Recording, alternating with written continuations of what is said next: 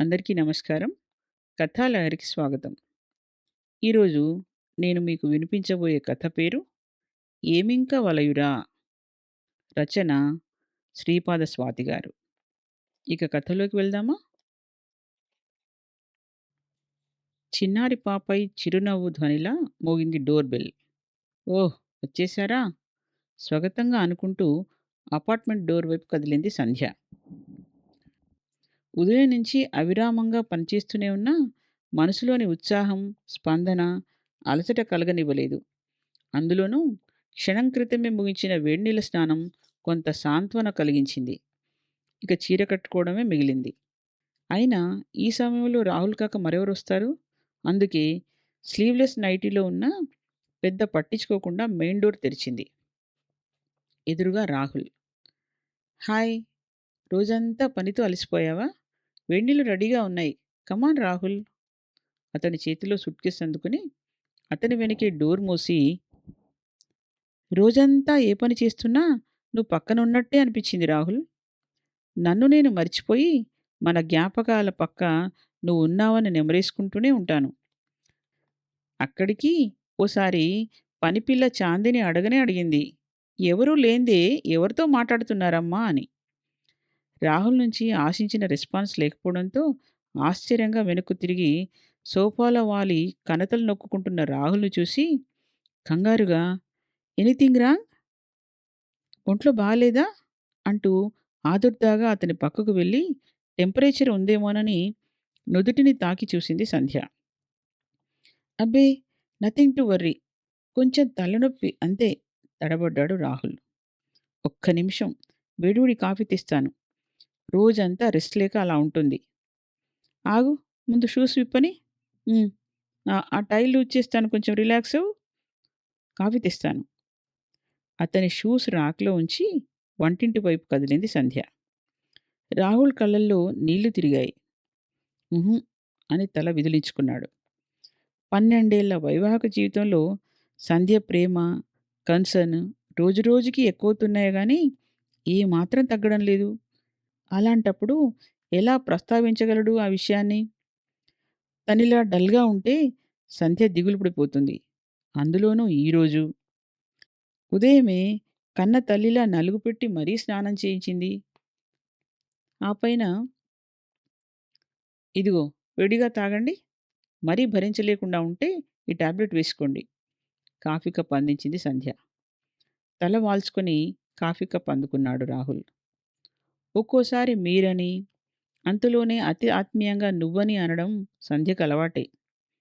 అతని కాఫీ తాగడం పూర్తవుతూనే తల ఒళ్ళోకి లాక్కొని సున్నితంగా కణతల దగ్గర నుంచి నుదుటి వరకు మసాజ్ చేసింది.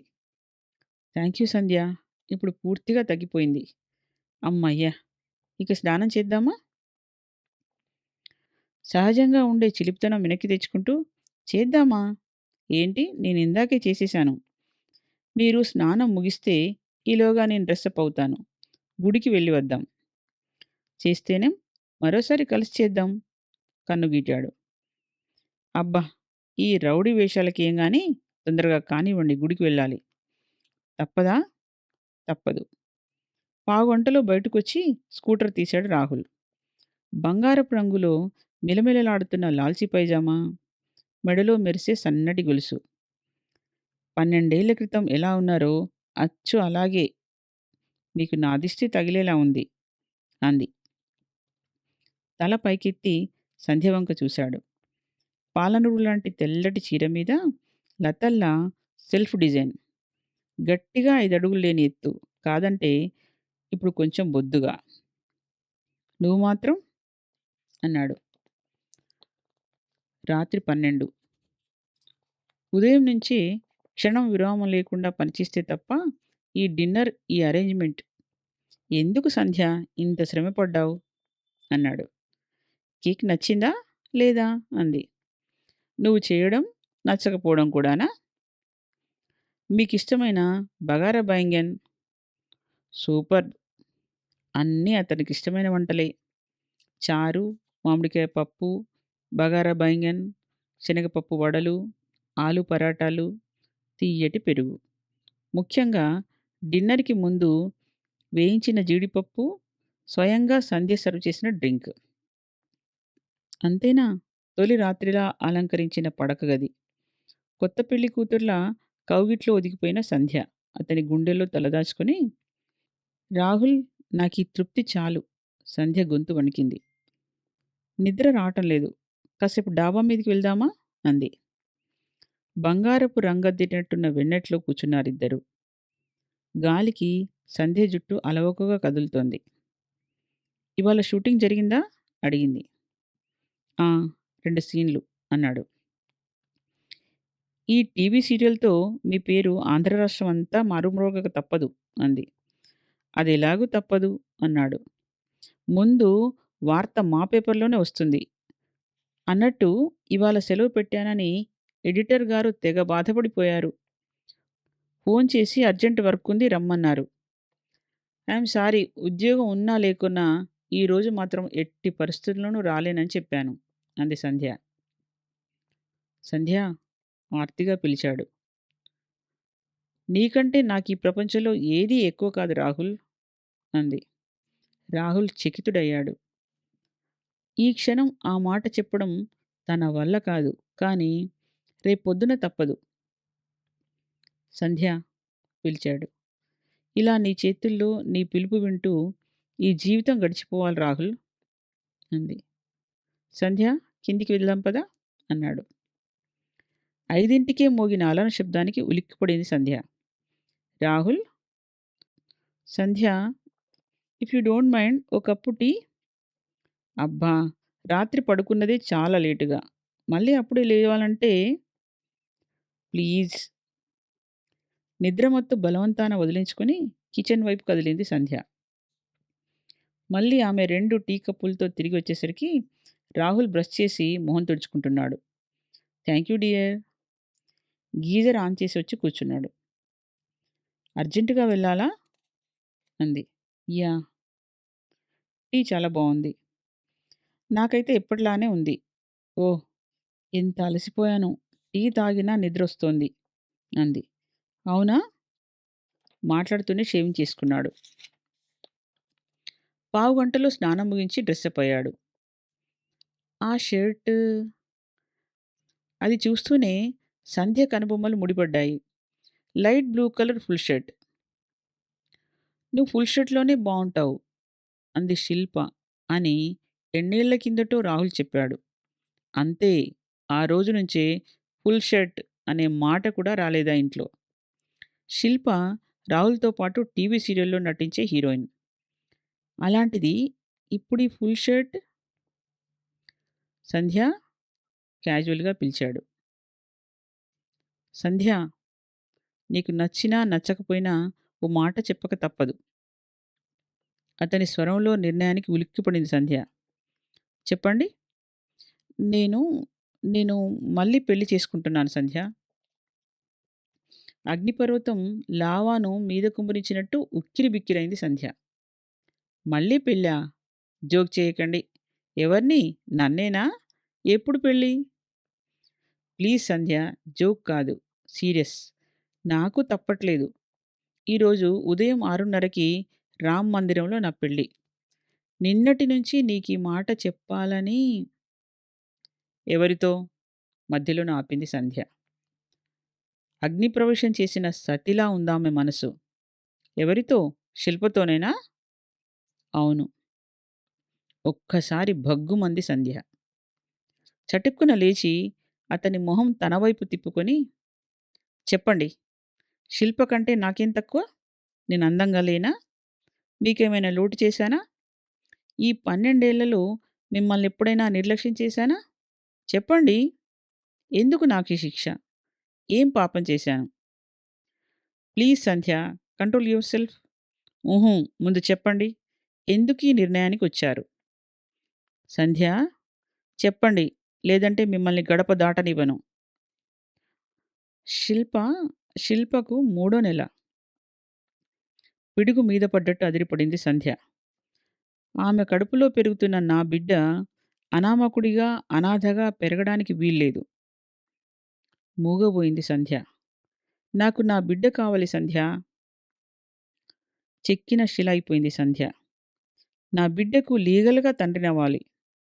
మొదలు నరికిన మ్రాణయిపోయింది సంధ్య. పెళ్ళైన కొద్ది రోజుల్లోకి వెళ్ళాయి సంధ్య ఆలోచనలు. సంధ్య, మన పెళ్ళై ఇవాల్టికి 18 రోజులు. ఎందుకలా ఎదురుచూశానో చెప్పనా? గర్భాధాన ముహూర్తం మంచి ఘడియల్లో జరగాలని. నువ్వు నమ్మవు నాకు తెలుసు. కానీ నా మనసు పొరల్లో పేరుకుపోయిన కోరిక నన్ను నమ్మేలా చేస్తోంది. తల్లి కడుపులో ప్రాణం పోసుకుంటుండగానే నాన్నను పోగొట్టుకున్నాను. భూమి మీదికి వస్తూనే తల్లి లేని వాడనయ్యాను. అయినా జీవితం ఆగిపోలేదనుకో. ఈ రోజున ఇంతటి వాడినైనా నా మనసు పొరల్లో ఒంటరితనం పేరుకుపోయింది. అది కరిగిపోవాలంటే నాకో పెద్ద కుటుంబం కావాలి. అమ్మ, నాన్న, పిల్లలు, ఇల్లు కలకల్లాడాలి. కనీసం ఓ ఐదారుగురైనా. అందుకే ఈ శుభకార్యానికి మంచి ముహూర్తం కావాలని ఎదురుచూశాను. తొలి రాత్రి అతని వివరణ అది. రాహుల్, ఐదారుగురు పిల్లలేనా? ఇద్దరో ముగ్గురో పెళ్ళాలునా? అల్లరిగా అడిగింది సంధ్య. ఛ! నేను సీరియస్‌గా చెప్తున్నాను. నీకన్నీ అల్లరే అన్నాడు రాహుల్. నిజమే రాహుల్. మనసులో ఎంత బాధున్నా నవ్వుతూ బతకాలి. నీ సుఖమే నేను కోరుతున్నా. నీ మాటలు కాదంటానా? థ్యాంక్ యూ సంధ్య. ఇద్దరూ మనస్ఫూర్తిగా పిల్లలు కావాలనుకున్నారు. సరిగ్గా 20 రోజులన్నా గడవకముందే సంధ్యకు నలత ప్రారంభమైంది. విపరీతమైన నీరసం. లేస్తే కళ్ళు తిరగడం. గాబరా పడిపోయాడు రాహుల్. వెంటనే డాక్టర్‌ని కన్సల్ట్ చేశారు. సవాలక్ష ప్రశ్నలడిగి చివరికి సంధ్య గర్భవతిని తీర్మానించింది డాక్టర్. ఎంత సంబరపడిపోయాడో రాహుల్. సంధ్యను నేల మీద నడవనిస్తేనా తన గుండెల మీదే నడిపించాడు. కానీ గట్టిగా 4 నెలలైనా గడవకముందే ఆరంభమైన సమస్యలు. అబార్షన్. ఆ పైన సైడ్ ఎఫెక్ట్స్. చివరికి సెప్టిక్ అయిన గర్భసంచి తొలగించే వరకు ఆగలేదు. ఇద్దరి మనసులు మూగబోయాయి. మాటలు మరిచిపోయిన సంధ్యను మామూలు మనిషిగా మార్చడానికి 3 ఏళ్లు పట్టింది రాహుల్‌కి. ఆ 3 ఏళ్ళు పిల్లలనే మాటే రాలేదు రాహుల్ నోటి నుంచి. ఆ తర్వాత ఒకరికొకరుగా మళ్ళీ ఇన్నాళ్లకు. కాదు ఇన్నేళ్లకు. రాహుల్, నాకు నా బిడ్డ కావాలి సంధ్య అంటుంటే మతిపోయింది సంధ్యకు. సంధ్య, సంధ్య, ప్లీజ్ ట్రై టు అండర్‌స్టాండ్ మీ. పిచ్చిదానిలా చూసింది సంధ్య. నీకు నీకు ఏ లోటు రానివ్వను. ఎప్పటిలాగే వస్తుంటాను. కాదంటే చిన్న అడ్జస్ట్‌మెంట్. ఓ వారం ఇక్కడ, ఓ వారం అక్కడ. ఆపు. ఆపు Rahul. Please get out. No. ఒక్క మాట కూడా మాట్లాడకు. Get out. నా భర్తను షేర్ చేసుకునేందుకు నేను సిద్ధంగా లేను. రేపీ పాటికి నీ వస్తువులు నీకు పంపిస్తాను. నేను సజీవంగా ఉండాలంటే నీ మొహం నాకు చూపించకు. వెళ్ళిపో. వెంటనే వెళ్ళిపో. హిస్టీరిక్‌గా అరిచింది సంధ్య. సంధ్య! ప్లీజ్. నాకు చావాలని లేదు. నన్ను బతకనివ్వు. వెళ్ళిపో. గిరుక్కున తిరిగి ఆ గదిలోంచి వెళ్ళిపోయింది సంధ్య. అప్పుడే ఇది జరిగి 3 నెలలు. అంటే శిల్పకు ఆరో నెల వచ్చుండాలి. నిండుగా. అవును. ఈ మధ్య టీవీ సీరియల్‌లో శిల్ప నిండుగానే కనిపిస్తోంది. రాహుల్ శిల్ప కడుపు మీద తలాంచి బిడ్డ గుసగుసలు వింటున్నాడేమో అన్నట్టుగానే రాహుల్ వెళ్ళిన మర్నాడే అతని జ్ఞాపకాలన్నింటినీ తుడిచేస్తూ అతని వస్తువుల్ని ప్యాక్ చేసి అతనికి పంపించేసింది. 5, 6 సార్లు మాట్లాడదామని అతను ప్రయత్నించినా ఫోన్ కట్ చేసేసింది. అయినా మనసునెలా కట్ చేయడం? జ్ఞాపకాల్ని తుంచేయడం ఎలా? ఇంతకీ శిల్ప కడుపులో పెరుగుతున్నది అబ్బాయా? అమ్మాయా? భగవంతుడా! ఈ ఆలోచన నుంచి నాకు విముక్తి లేదా? ఎలా? ఎలా? ఇక్కడి నుంచి వెళ్ళిపోవడం ఒక్కటే దారి. కానీ ఉన్న ఉద్యోగం వదిలేసుకొని స్వంత ప్లాట్. అవును. ముందా ప్లాట్ అమ్మేయాలి. ఇక్కడే ఈ ప్లాట్‌లోనే కదా ఇద్దరి జీవితం ఆరంభమవుతా. ఫ్లాట్ అమ్మేస్తే ఆ డబ్బు ఖర్చయ్యేలోగా మరో ఉద్యోగం దొరక్కపోదు. నిర్ణయానికొచ్చింది సంధ్య. తల్లిదండ్రుల చివరి గుర్తుగా మిగిలిన ఫ్లాట్ అమ్మడానికే నిర్ధారించుకుందామె. ఔరంగాబాద్. చరిత్ర ప్రతిరూపానికి పెట్టింది పేరు. తాజ్‌కి ప్రతిరూపమైన బీబీ కా మక్బారా అద్భుతాన్ని వీక్షిస్తోంది సంధ్య. జీన్స్ ప్యాంటు, పైన full sleeves top, cooling glasses, bobbed hair. తెలిసిన వాళ్ళు కూడా గుర్తుపట్టలేనట్టుగా మారిపోయిన సంధ్య. నిజమే. పాత జీవితాన్ని, పాత పద్ధతుల్ని వదిలేసింది. అంతేనా? పాత సంబంధాలను మనసు నొక్కి పలికింది. చుప్. మనసుని అదిలించి ముందుకు కదిలింది. చేస్తున్న ఉద్యోగం మానేసి 2 నెలలయింది. అంతవరకు ఎప్పుడూ చూద్దామని కూడా అనుకోని చారిత్రక స్థలాల్ని దర్శించడం ఆరంభించింది. ఎంత మర్చిపోదామన్నా ఏ అర్ధరాత్రో చటుక్కున మెలకువొస్తే పక్కన రాహుల్ ఖాళీ స్థలం. వెంటనే శిల్ప గుర్తుకు రావడం కద్దు. అయినా వెంటనే నాకేం తక్కువ? ఏం లేకపోయినా నా జీవితం నాదనే ధీమా ఆమెను ఆమెగా నిలబెడుతున్నాయి. భార్య అనే పదానికే కొత్త అర్థాన్నిస్తూ నిర్మించిన తాజ్‌మహల్, బీబీ కా మక్బారాలను ప్రశంసిస్తుంటే ఆమె మనసు ప్రశ్నించింది. ఇవి భార్య సంస్మరణార్థం నిర్మించినవే కానీ, వాళ్ళు బతికున్న రోజుల్లో ఆ రాజులకి మరెందరో భార్యలుండేవారు కదా! అని. ప్రతి ఇసుక రేణువు దగ్గర నుంచి పరిశీలించిన సంధ్య ముఖ్యమైన ఫోటోలు తీసుకొని ఓ చెట్టు కింద కూర్చుంది. జీవితం ఎంత చిత్రమైంది! ఏ రోజైనా కలలోనైనా అనుకుందా ఇలా ఒంటరిగా ఊళ్ళు తిరుగుతానని? తండ్రి చివరి ఘడియల్లో ఉండగానే రాహుల్‌తో పరిచయం. ఆయన పోయిన నెలలోగానే పెళ్లి. ఈ 12 ఏళ్లుగా అతన్ని మాధవీలతలా అల్లుకుంది తప్ప ఎప్పుడూ ఏ లోటు గుర్తు రాలేదు. అలాంటిది హఠాత్తుగా ఒంటరితనం. పాతాళంలోకి ఎవరో నెట్టేసినట్టు. అన్నట్టు శిల్పకు 8 నెలలు దాటి ఉండాలి. అబ్బాయో, అమ్మాయో! రాహుల్‌కి అమ్మాయిలంటేనే ఇష్టం. అందంగా రబ్బర్ బొమ్మల్లా ఎంత బావుంటారు! నాకు అమ్మాయిలే కావాలి అనేవాడు. భగవంతుడా! ఈ జ్ఞాపకాలకు అంతం లేదా? భారంగా కళ్ళు మూసుకుంది. ఎన్ని రోజులు ఇలా తిరుగుతాను చెప్పండి? అసలే మీ ఆరోగ్యం అంతంత మాత్రం. ఈ పాటికి వాడు ఇంటికి చేరి ఉంటాడని ఫోన్ చేశారుగా! ఏం చెప్పారు గారు? ఏం చెప్పనే పిచ్చిమొహమా! వాడు నెల క్రితమే ఇల్లు అమ్మేశాడట. 4 రోజుల క్రితం ఖాళీ చేసి వెళ్ళిపోయాడట. అమెరికా వెళ్ళాడేమో అంటున్నారు. ఇదంతా వాడో ప్లాన్ ప్రకారం చేశాడేమో అనిపిస్తోంది. ఎన్నడూ లేనిది మనల్ని ఇలా తీర్థయాత్రలకు బయలుదేరదీశాడంటే మనం అప్పుడే అనుమానించాల్సింది. రూ. 10కి 10 ముళ్ళేసేవాడు హఠాత్తుగా నీ చేతిలో రూ. 1000 ఉంచి షిరిడీలో ఏం కావాలో కొనుక్కోమన్నప్పుడే మనకు స్పష్టం కావాల్సింది. రూ. 1000తో మనను వదిలించుకున్నాడని. తప్పిపోయామని మనల్ని మనం మోసగించుకున్నాం. అయ్యో! అదేంటండి? ఇప్పుడెలాగా? ఎక్కడికెళ్తాం మనం? అబ్బా! ఏంటో గుండె నొప్పిగా ఉంది. అయ్యో! అయ్యో! మాట్లాడుతూనే అపస్మారంలోకి జారిపోయిందామె. నువ్వు కూడా, చివరకు నువ్వు కూడా! ఆ ముసలాయనకి ఏం చేయాలో పాలుపోలేదు. వింటున్న సంధ్య ఉలిక్కిపడింది. చటుక్కున తట్టింది. వినకూడని మాట విన్న ఆ తల్లికి హార్టెటాక్ వచ్చిందేమో అని. వెంటనే లేచి మాటలు వినవచ్చిన దిక్కుకు కదిలింది. స్పృహ కోల్పోయి నేలకొదిగిన ఆ పండు ముత్తైదువను, నిరాశగా చూస్తున్న ఆయన్ని ఏం చేయాలో క్షణాల్లో బేరీజు వేసుకుందామె. ఇప్పుడు క్షణం తీరిక చిక్కడం లేదు సంధ్యకు. కొత్తగా దొరికిన తల్లిదండ్రులు. చివరి క్షణంలో ఫస్ట్ ఎయిడ్ అందించడం వల్ల ప్రమాదం అంచు నుంచి బయటపడింది జానకమ్మ. మృత్యులోయ కడకంటా వెళ్ళి వెనక్కు తిరిగొచ్చింది. రంగనాథం గారికి జరిగినదంతా ఓ కలగా అనిపిస్తోంది. చివరి క్షణాల్లో ఆపద్బాంధవురాల్లా ఆదుకున్న సంధ్య. వద్దమ్మా! బతికుండగానే కొరిపెడదామనుకున్న ఆ కొడుకు ఊసే వద్దు మాకు.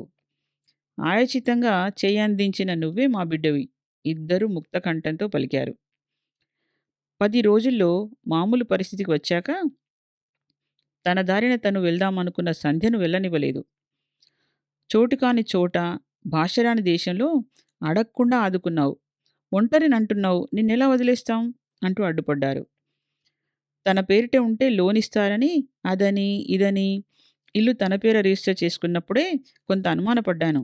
అందుకే నా జాగ్రత్త నేను పడ్డాను. ఆర్థికంగా నాకే లోటు లేదు. అందుకే మా బిడ్డగా మాతోనే ఉండిపో.